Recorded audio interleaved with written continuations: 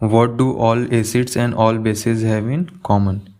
तो देखो जैसे एसिड कौन कौन से हो गए, HCl हो गया, H2SO4 हो गया, HNO3 हो गया।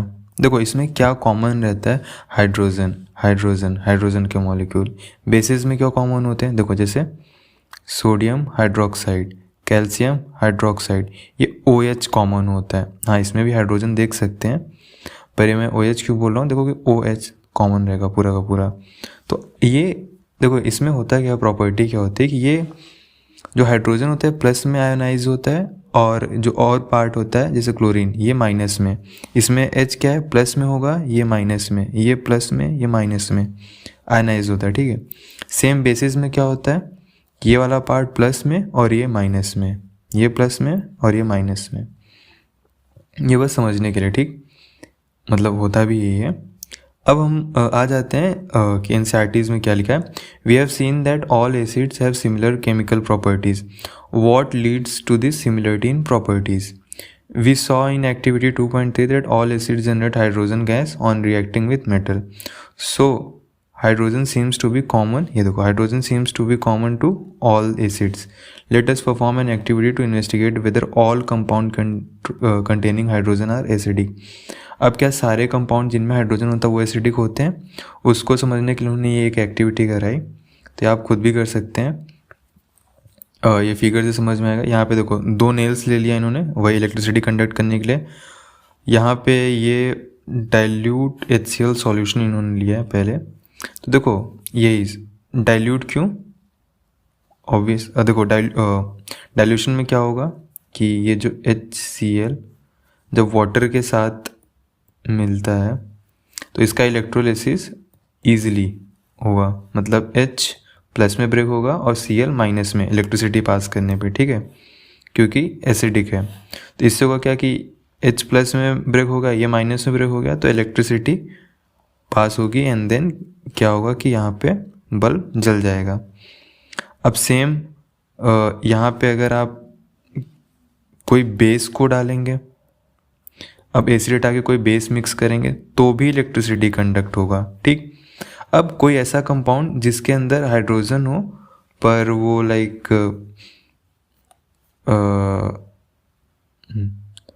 अब ऐसा कंपाउंड कोई लेते हैं जिसके अंदर हाइड्रोजन हो, क्या सारे हाइड्रोजन वाले कंपाउंड इलेक्ट्रिसिटी कंडक्ट करेंगे जो, तो देखो इन्होंने दूसरा क्या लिया है,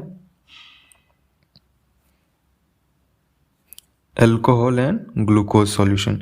अब इसको मिक्स करके देखना, ग्लूकोज में भी होता है ग्लूकोज का क्या फॉर्म होता है C6H12O6, आई गेस सही लिख रहा। अब देखो कार्बन 6 हाइड्रोजन 12, इसको भी ब्रेक होना चाहिए, तो ये ब्रेक नहीं होता है। जब आप ये करेंगे तो बल्ब नहीं जलेगा। इससे क्या पता चलता है कि सारे कंपाउंड जो हाइड्रोजन कंटेन किए होते हैं वो एसिडिक नहीं होते हैं, ठीक है। अब आगे आ जाते हैं। The bulb will start glowing in the case of acids as shown in figure 2.3, but you will observe that glucose and alcohol solution do not conduct electricity. glowing of the bulb indicate that there is a flow of electric current through the solution. The electric current is carried through the acidic solution by ions. Ions क्या होते हैं, ions ये H plus Cl minus, ये जो charge होता है इसको ions बोलते हैं, ठीक। Acid contain H plus ion as a cation and anion as such as chlorine minus in HCl, NO3 in HNO3, SO2 minus in H2SO4, CS3COO in CS3, ये क्या एसिडिक एसिड।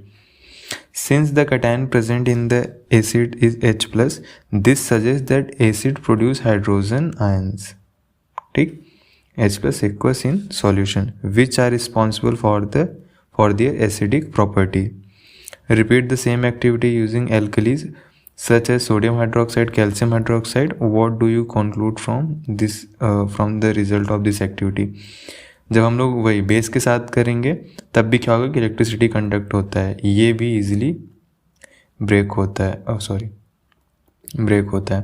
देखो जितना स्ट्रॉन्ग बेस होगा उतना easy electricity conduct होगा, जितना weak base होगा उतना कम इजीली होगा। और हाँ, सबसे इम्पॉर्टेंट चीज़ देखो, स्ट्रॉन्ग एसिड और वीक एसिड, इनका जो क्राइटेरिया यही है कि स्ट्रॉन्ग एसिड H+ आयंस को कम्प्लीटली आयनाइज करता है, वीक एसिड H+ आयन में कम्प्लीटली आयनाइज नहीं होता है। एग्जाम्पल के लिए जैसे स्ट्रॉन्ग एसिड का तो समझ ही सकते हैं, जैसे HCl हो गया, ठीक, प्लस माइनस, जब वाटर में आयनाइज होगा तो कम्प्लीटली H+ और Cl- में हो जाएगा कंप्लीट, ठीक।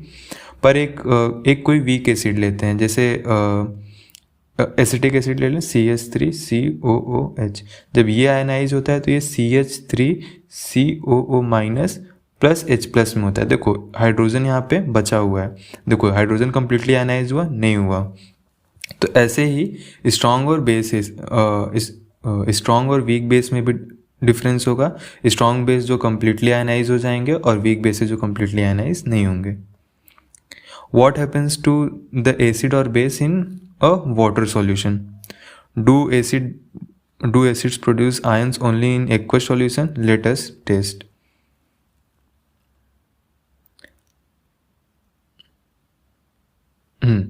तो देखो इन्होंने क्या किया कि देखो ये जो एक्सपेरिमेंट है, इस एक्सपेरिमेंट को समझते हैं। अच्छा, पहले ये कहना क्या चाहते हैं कि क्या मतलब क्या होगा जब हम एसिड और बेस को वाटर में मिक्स करेंगे। और एक ये क्वेश्चन, दूसरा ये कि जो एसिड है क्या वो वाटर के प्रेजेंस में ही अपने आयंस को प्रोड्यूस करते हैं। इसका मैं अभी आपको आंसर बता दूं, यस, वाटर के प्रेजेंस में ही अपना एसिडिक नेचर दिखा सकते हैं। अगर वाटर नहीं होगा तो ये अपना एसिडिक नेचर नहीं दिखा पाएंगे। अब इसके लिए इन्होंने एक एक्सपेरिमेंट किया। एक्सपेरिमेंट क्या किया कि इन्होंने कंसनट्रेटेड H2SO4 लिया और यहाँ पे लिया NaCl।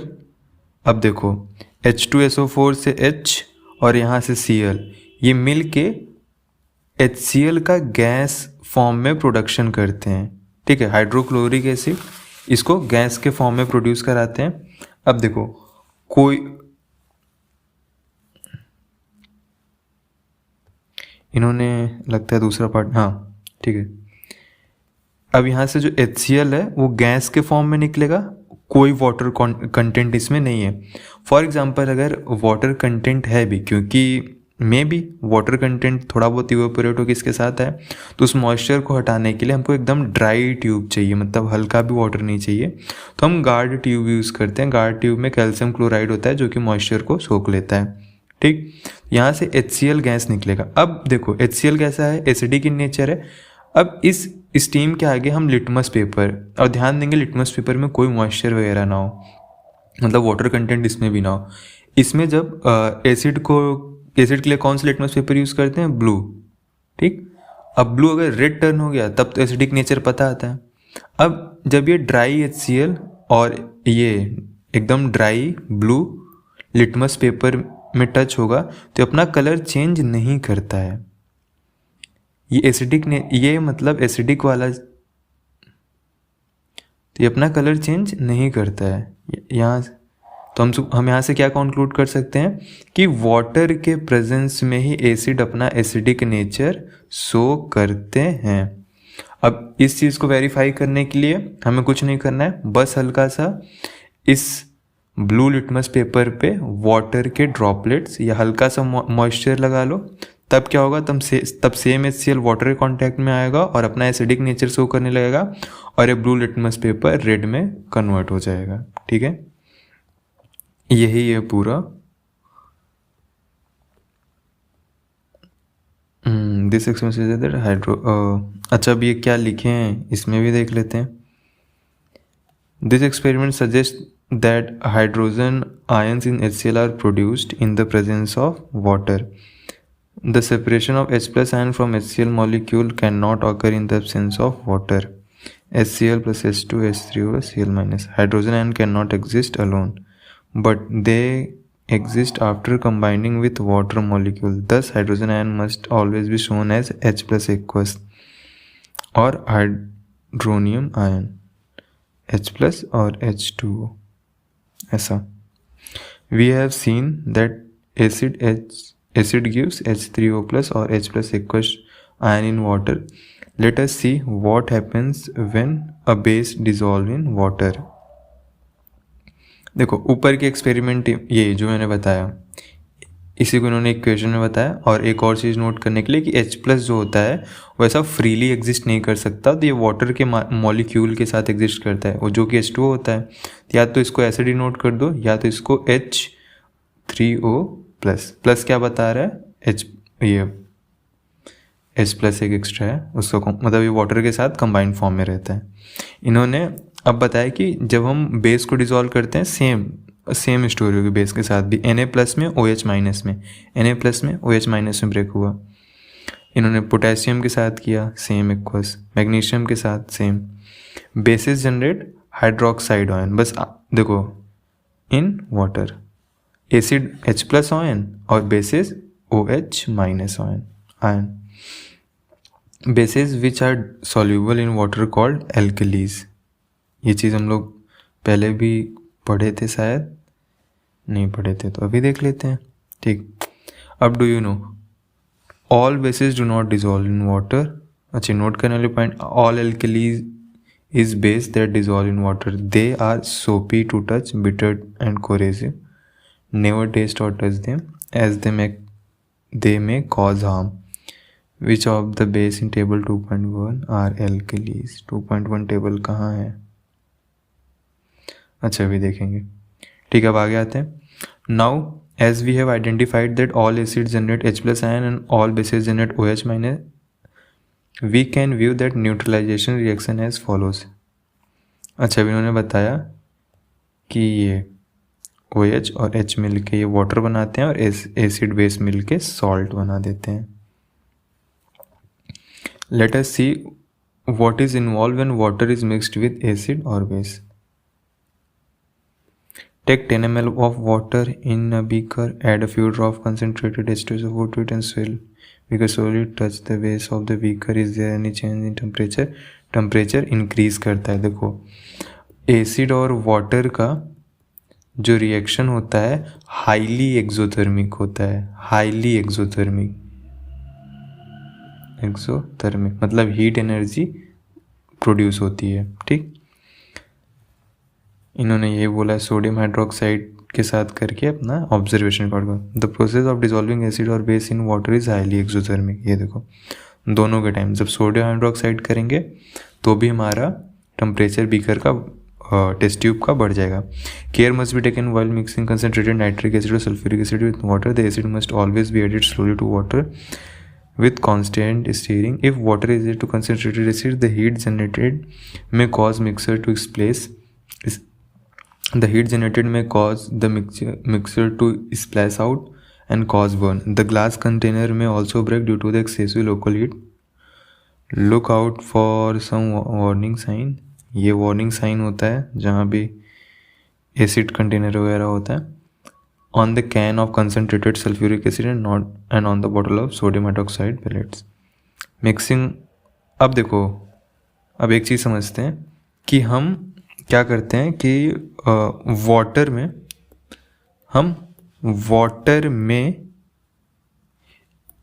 एसिड मिक्स करते हैं।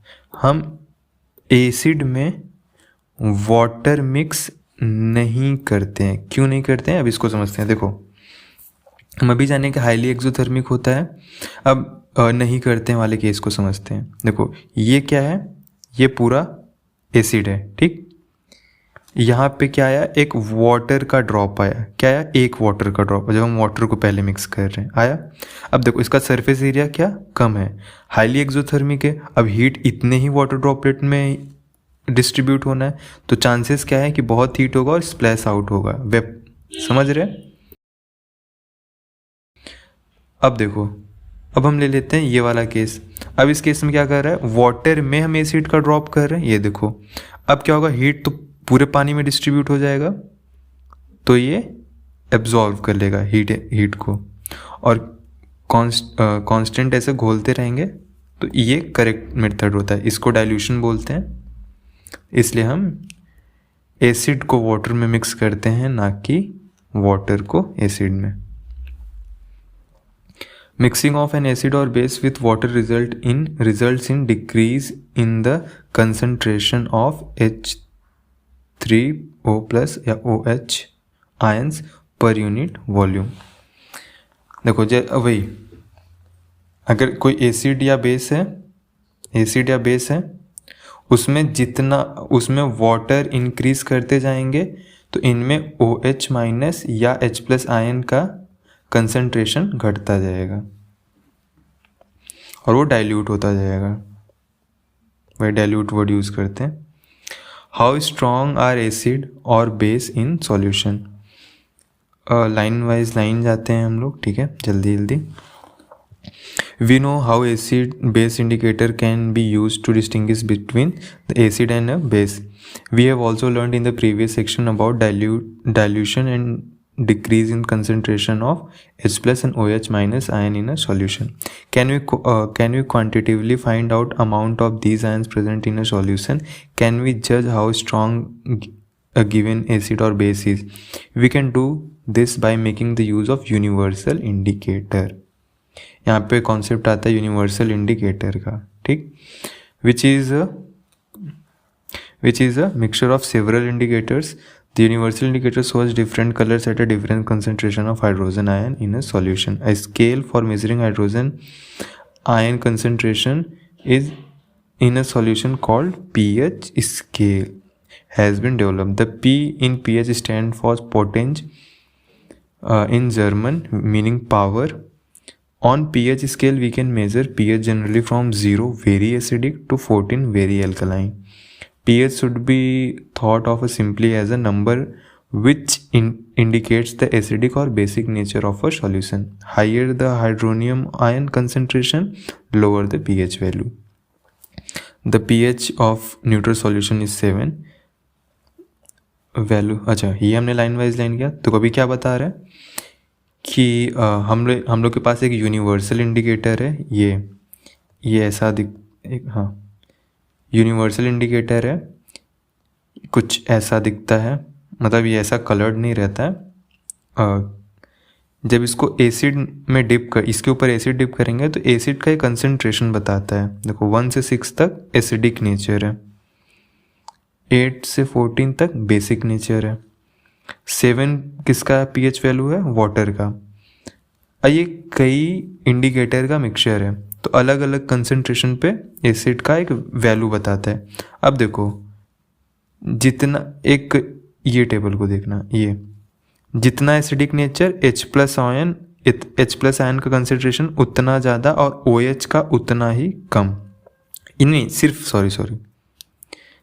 H प्लस आयन से में भी मतलब है यहाँ पे, और यहाँ अगर सिर्फ H प्लस आयन को मेज़र करते हैं भी, ठीक है। और बेस में क्या होगा कि ये H प्लस आयन एकदम कम, OH का कंसंट्रेशन ज़्यादा बेसिस में होता जाएगा, H प्लस का कम होता जाएगा। तो pH वैल्यू को हम बोल सकते हैं pH value inversely proportional to concentration of H plus ion, ठीक।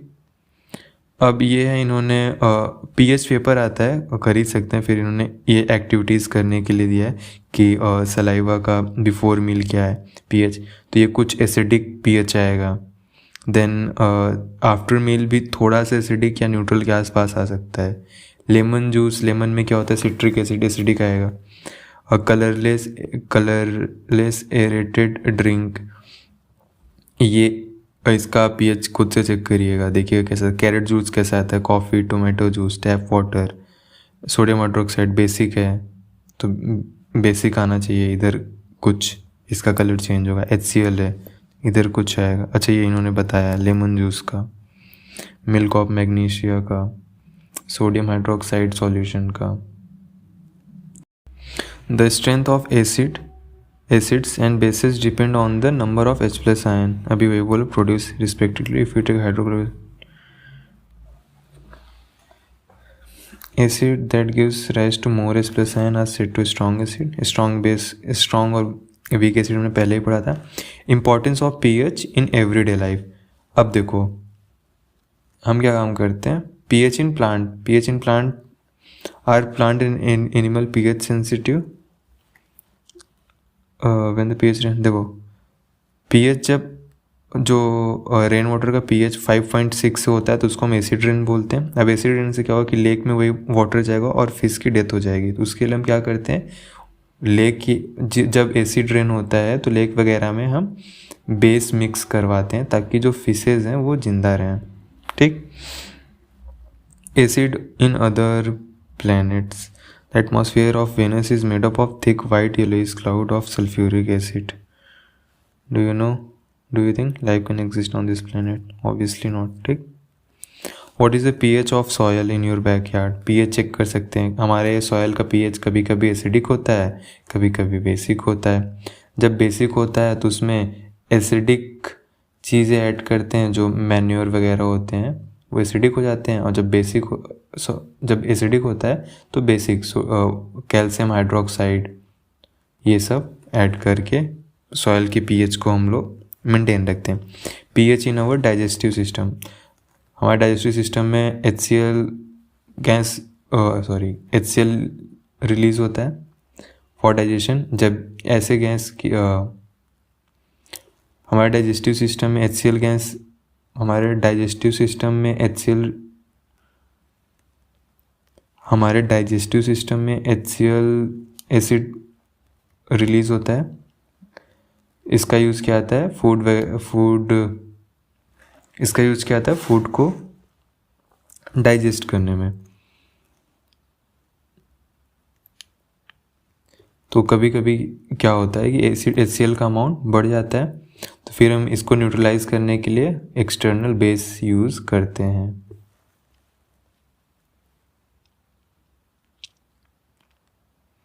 मैग्नीशियम हाइड्रोक्साइड को मिल्क ऑफ मैग्नीशिया बोलते हैं।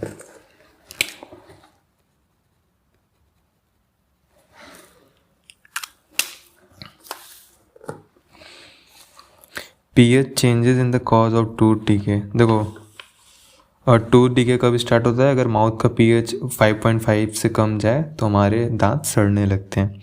Self defence bye animal and plants through the chemical warfare. अब देखो, हनी भी होता है, ये क्या रिलीज करता है, एसिडिक लिक्विड। वैस्प होता है, ये क्या रिलीज करता है, ये बेसिक लिक्विड। ठीक। एंड क्या होते हैं, एसिडिक। कौन सा एसिड, मिथेनॉइक एसिड। और क्या बचा, अब प्लांट में एक नीटल प्लांट होता है, ये भी मिथेनॉइक एसिड इसके स्टिंग में होता है। अब एक नोट करने की चीज़ है, ये जो नीटल प्लांट होते हैं ये कहाँ पे, जंगल वगैरह में पाए जाते हैं, और जहाँ पे ये होते हैं उन्हीं के आसपास एक डॉक प्लांट होता है। इसका लीफ बेसिक इन नेचर होता है। तो बस नेचर ने खुद को कैसे बैलेंस किया है कि देखो, नीटल प्लांट एसिडिक है, अगर ये आपके पैर वगैरह में स्टिंग कर गया तो उसके आसपास ही ये डॉग प्लांट भी मिलता है, तो इसका यूज़ करके हम इसके स्टिंग को न्यूट्रलाइज कर सकते हैं।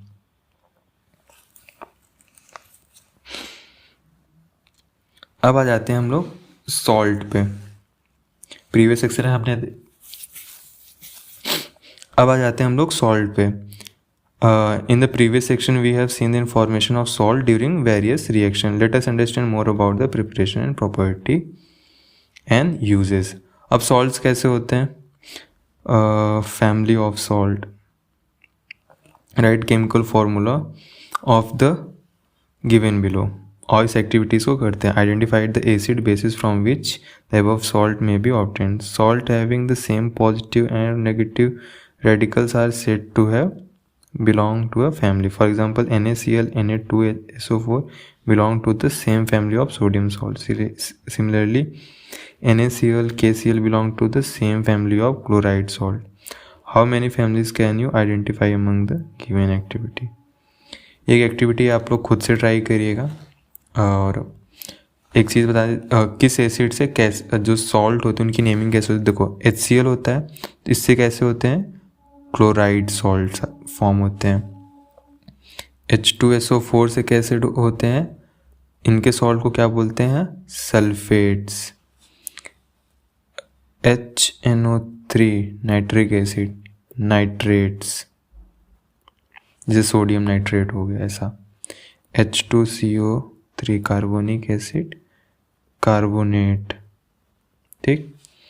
CH3COH एसीटेट को क्या होगा, एसीटेट्स, ठीक है।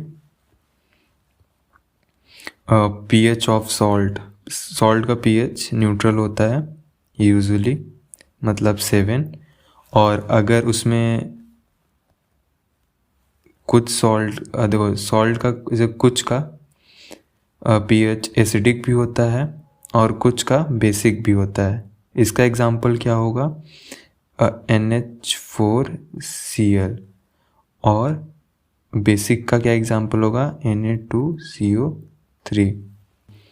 जो सॉल्ट स्ट्रॉन्ग बेस और स्ट्रॉन्ग एसिड से बनेंगे 7 होगा, वीक बेस वीक एसिड से बनेंगे 7 होगा। लेकिन जहाँ पे देखो एसिड का कंसंट्रेशन मतलब स्ट्रॉन्ग एसिड होगा और वीक बेस होगा तो एसिडिक होंगे, स्ट्रॉन्ग बेस होगा और वीक एसिड होगा तो बेसिक होंगे, कॉमन सेंस, ठीक। इनका एक एक एग्जाम्पल हो गया। Chemical form of common salt, common salt NaCl। अब ये काफ़ी यूज़फुल है, इसके डिफरेंट यूजेस हम देखेंगे। जब NaCl में वाटर को मिक्स करते हैं तो ऐसे मतलब NaCl के एक्वस सॉल्यूशन को हम लोग ब्राइन बोलते हैं। क्या बोलते हैं, ब्राइन।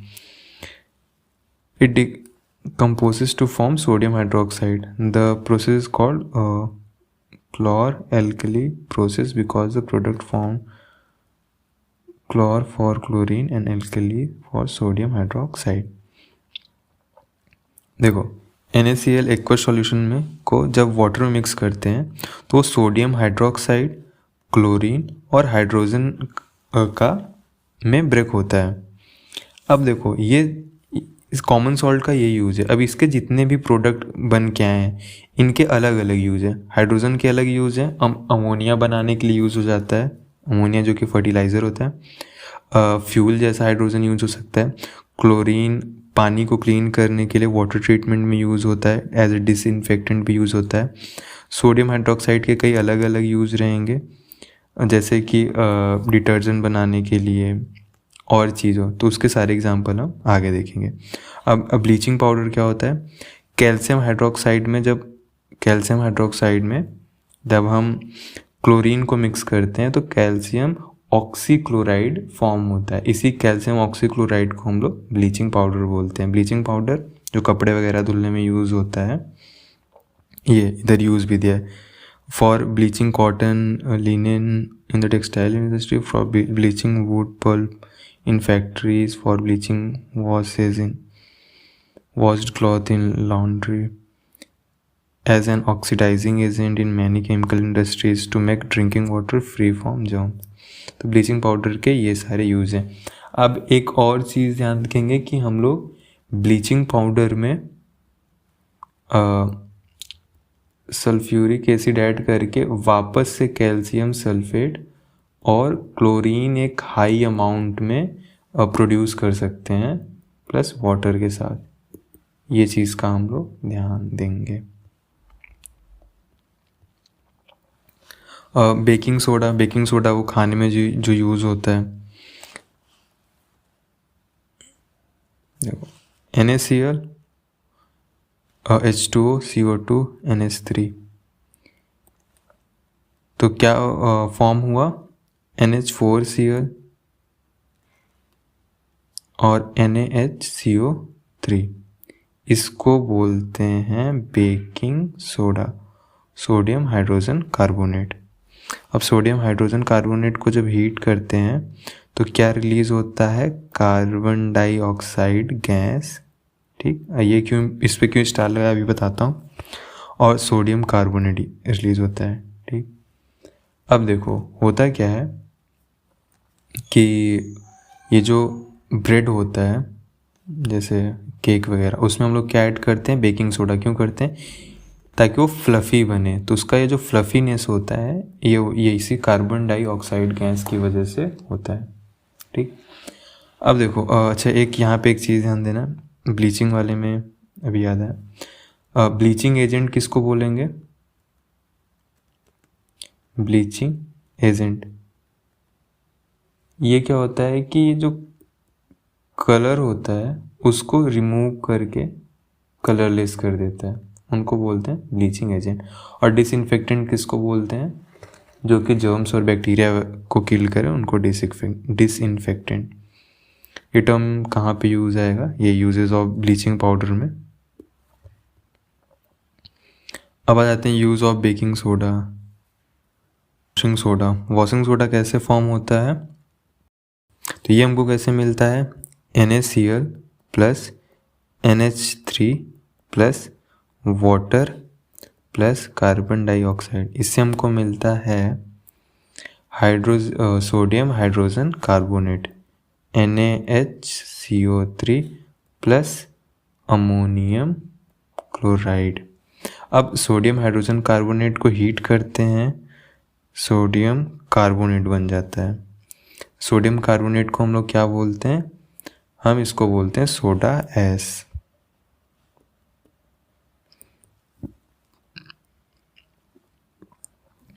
और सोडा एस को जब वाटर मॉलिक्यूल के साथ इसको रिएक्ट कराते हैं तो हमें मिलता है सोडियम क्लोराइड और 10 वाटर मॉलिक्यूल इसके साथ क्रिस्टलाइन फॉर्म में बोल सकते हैं, जो कि अब इसको पूरे को हम वॉशिंग सोडा बोलते हैं। What does 10H2 signify? Does Na2CO3 wet? क्या वेट होता है? नहीं। जो हम लोग सोडा देखते हैं क्या वो गीला होता है? नहीं। पर उसका फॉर्मूला क्या है कि 10H2। इसका मतलब क्या होता है? ऐसा समझते हैं कि जैसे ये Na2CO3 का स्ट्रक्चर है। अभी हम लोग बस स्ट्रक्चर कॉन्सेप्ट समझने के लिए यूज़ करेंगे, ठीक? तो इसको वाटर के 10 मॉलिक्यूल चाहिए अपने स्ट्रक्चर को बनाने के लिए। इसका मतलब ये नहीं है कि ये गीला होगा, इसके स्ट्रक्चर में ये जुड़ा हुआ है, ठीक? बस समझने के लिए इसको ऐसे समझ सकते हैं। तो एक इसके साथ 10H2O जुड़ा हुआ है, इसका ये मतलब होता है। Use of washing soda, sodium hydroxide, glass soap. Uses NCERT से एक बार देख सकते हैं हम लोग। Removing permanent hardness of water. अब आते हैं नेक्स्ट टॉपिक पे। Are the crystals of salt are really dry? तो कॉपर सल्फेट क्रिस्टल का इन्होंने एग्जांपल लिया है, यही कॉन्सेप्ट लगेगा ये वाला, ठीक? कॉपर सल्फेट का जो सॉल्यूशन होता है इसमें इसमें 5 हाइड्रोजन के मॉलिक्यूल होते हैं। इसकी वजह से क्या होता है, जो कॉपर सल्फेट का क्रिस्टल होता है, कॉपर सल्फेट का सॉल्यूशन जो होता है वो ब्लू कलर का होता है, क्योंकि इसमें 5H2O के CuSO4 प्लस 5H2O होता है, ठीक? तो ये कैसा होता है? ब्लू होता है। लेकिन जब इसको हीट करेंगे तो वाटर इवोपरेट कर जाएगा, तब एनहाइड्रस मतलब बिना पानी के, ऐसा इसको बस ऐसा समझ सकते हैं। CuSO4 बचता है कॉपर सल्फेट, जो कि वाइट इन कलर होता है, सफ़ेद हो जाता है, ठीक? तो बस यही कॉन्सेप्ट ये पूरे में बताएगा। हाँ अच्छा, प्लास्टर ऑफ पेरिस, ये भी एक इम्पॉर्टेंट एग्जाम्पल है। तो ये बनता है जिप्सम से। जिप्सम को हम हीट करते हैं 100 डिग्री सेल्सियस पे। जिप्सम को 100 डिग्री सेल्सियस पे जब हम हीट करते हैं तो कैल्शियम सल्फेट के साथ calcium sulphate hemihydrate plus 1/2 H2O produce करता है। अभी हाफ आप देख के कंफ्यूज मत होना। अब एक और चीज़ ध्यान देना है कि अगर हम जिप्सम को 100 से ज़्यादा हीट करेंगे तो हमको प्लास्टर ऑफ पेरिस नहीं मिलेगा, क्योंकि ये जो मॉलिक्यूल है ये भी इवेपोरेट हो जाएगा, तो हमको क्या मिल जाएगा? Calcium sulphate. तो हमको एग्जैक्ट 100 डिग्री सेल्सियस पे हीट करना है। अब प्लास्टर ऑफ पेरिस कैसा होता है? ये हार्ड नहीं होता है, मतलब इसको हम अप्लाई करते हैं तो कहाँ पे गया? अच्छा, this is called plaster of Paris. The substance which doctor use as a plaster for the supporting fracture bones in the right position. Plaster of Paris is a white powder and on mixing with water it changes to gypsum, once again giving a hard solid mass. देखो ये कैसा होता है, ये जो doctor लोग apply करते हैं फ्रैक्चर पे, इसमें जब वापस से पानी ऐड करते हैं तो जिप्सम बन जाता है. अब जिप्सम का नेचर है कि ये बहुत हार्ड होता है. प्लास्टर हम लोग देखे होंगे कभी ना कभी, तो ऐसे होता है प्लास्टर ऑफ पेरिस का फॉर्मेशन. हमारा चैप्टर ये कंप्लीट हो गया. इसमें के जो क्वेश्चन एनसीईआरटी के क्वेश्चन हम लोग करेंगे अगले वीडियो में, या फिर बाद में इसके वीडियोस अपलोड कर देंगे एनसीईआरटी के सॉल्यूशन सारे.